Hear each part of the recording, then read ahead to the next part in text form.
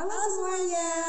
Kali ini kita akan bahas tentang kata dan frasa yang terdapat pada teks LHO Inilah Gedung Kyulin. Saya Reni. Saya Pika. Yuk kita bahas bareng-bareng. Pada setiap teks tentunya menggunakan kata dan frasa. Begitupun pada teks LHO yang berjudul Inilah Gedung Kyulin. Sebelum kita mengurai kata dan frasa yang terdapat pada teks Inilah Gedung Kyulin, mari kita cermati dulu yang termasuk jenis-jenis kata. Jenis-jenis kata. 1. Kata benda yang disebut dengan nomina. 2. Kata kerja yang disebut dengan verba. 3. Ada kata sifat yang disebut dengan adjektiva. Yang keempat, ada kata ganti yang disebut sebagai pronomina. Yang kelima, ada kata keterangan yang disebut dengan adverbia. Yang keenam, kata bilangan disebut numeralia. Yang ketujuh, kata sambung disebut dengan konjungsi. Kedelapan, kata sandang disebut dengan partikel. 9, kata depan disebut dengan preposisi.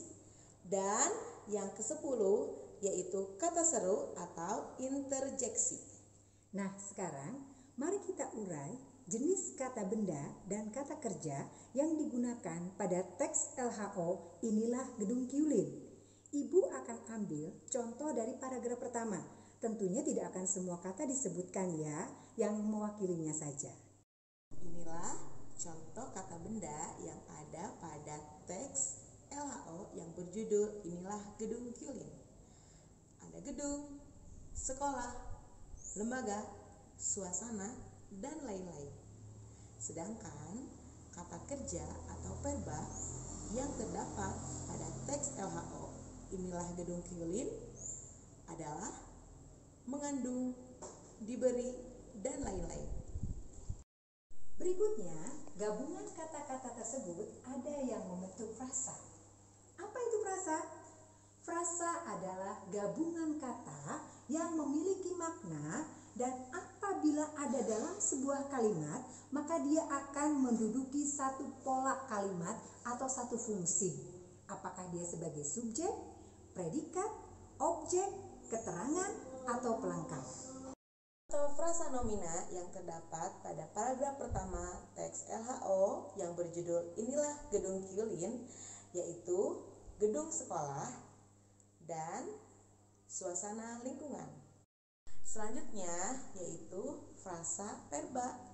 Kita tidak menemukan pada paragraf pertama teks LHO yang berjudul Inilah Gedung Kyulin, tapi kita bisa membuatnya.